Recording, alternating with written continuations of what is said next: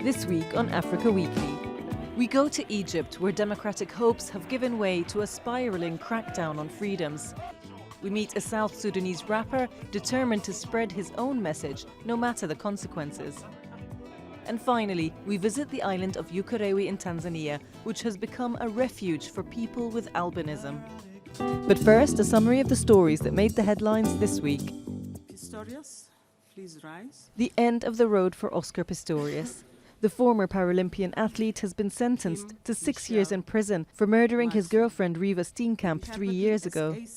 Though some activists have criticised the term as too lenient, the High Court judge listed several mitigating factors for sentencing him to less than half the minimum 15-year term for murder, including the athlete's claim he believed he was shooting an intruder.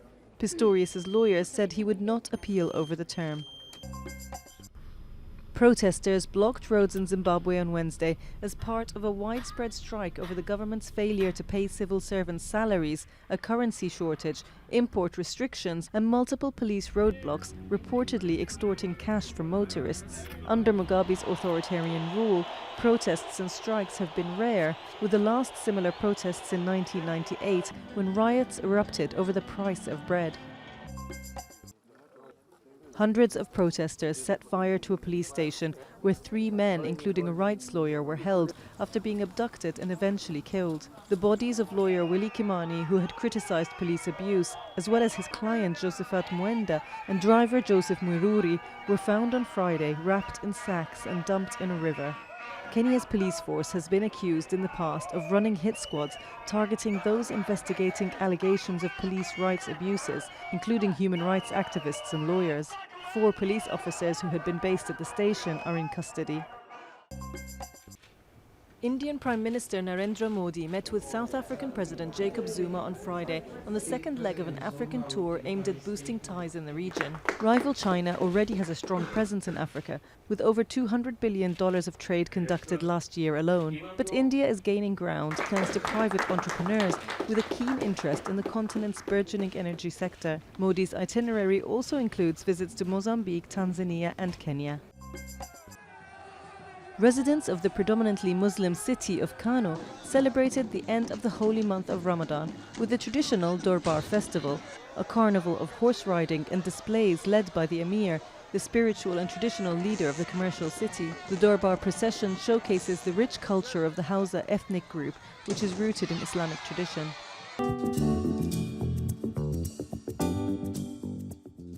It's been 3 years since huge crowds of Egyptians rallied to oust Islamist President Mohamed Morsi, whose rule had been deeply divisive. But despite the outpouring show of unity that ended up ushering in the regime of former military chief Abdel Fattah al-Sisi, many Egyptians feel that democracy has been sacrificed in the name of stability.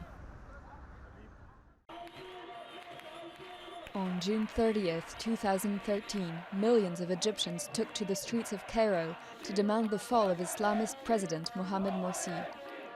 Many accused him of stirring up social tensions. Yes, he was elected, but he doesn't do anything for the country. We don't want to wait any longer. We want someone useful who doesn't divide Christians and Muslims.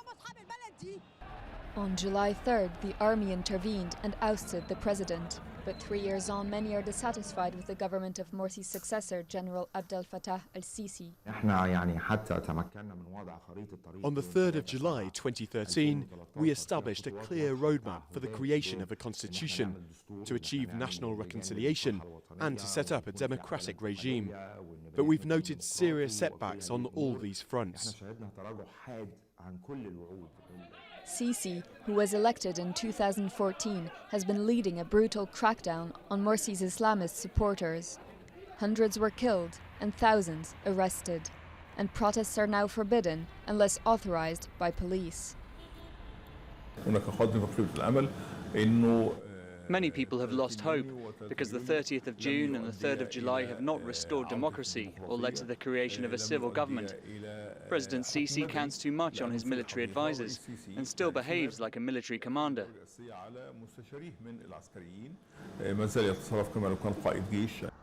But Sisi's supporters are drawn to his image as an iron man. They believe in his ability to bring economic and political stability to the country. More than 3,600 kilometers of road have been built. 3 electric plants were opened. We now have an energy surplus. People can buy homes. We built a new branch of the Suez Canal in only 1 year. Tahrir Square, which in 2013 was the epicenter of protests, is now under full control of the authorities.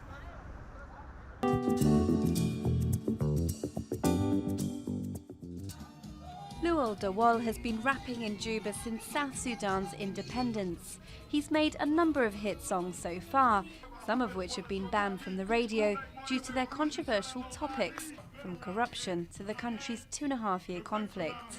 And I feel like South Sudan, there's a lot of people who are voiceless, there's a lot of injusticeness, a lot of unfairness. So it feels like even if I'm not benefiting anything from it now, in the future my message will still live on and people will always listen to my music.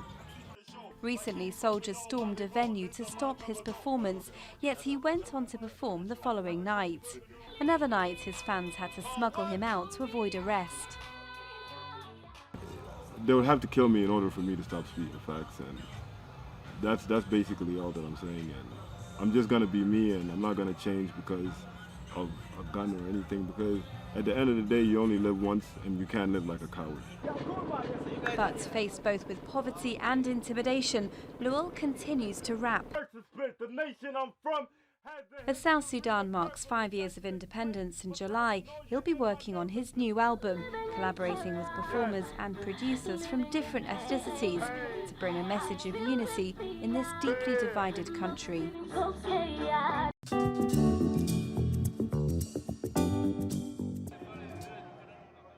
This island in Tanzania is known as a refuge for people with albinism, and it's where Alphonse has made his home.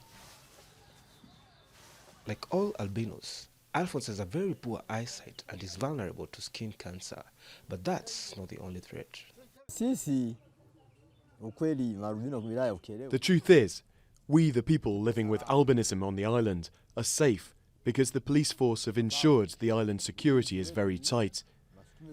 We're also surrounded by water, and therefore if someone dares to commit a crime and tries to escape, it won't be easy. They'll definitely be arrested. And that's why you can see we're in a safe environment. In many parts of Africa, they are attacked and murdered for their body parts, with witch doctors turning them into potions and charms. But on this island at Lake Victoria, he feels safe. Rumor goes that families used to dump their relatives here, believing the pigment-free skin was the sign of a curse. They survived, and others made their way here too. Now 75 albinos live on the island among a population of 200,000. But although it's safer than the mainland, the threat of attack is always present. I am not afraid. I've been to many places despite the fact that killings were going on, but I was not worried at all. It is, however, sad when you hear about the killings in other places, because you know that there will be a time that the same will happen to you. But I am not worried.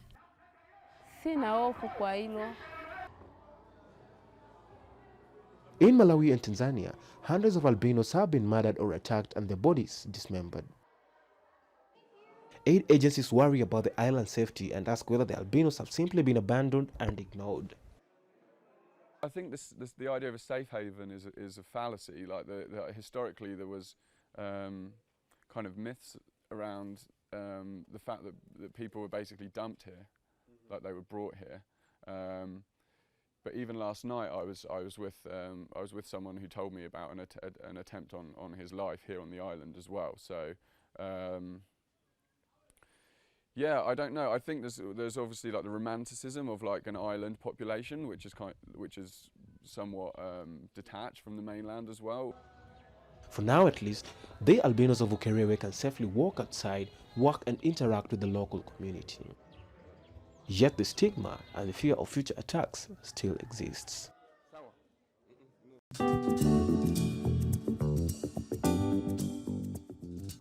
This week saw another huge turnout for the Greyville horse races in Durban, the biggest such event on the African continent and a high social event where South African celebrities dress up and watch the race. Attracting close to 50,000 spectators, bets are placed in excess of $30 million.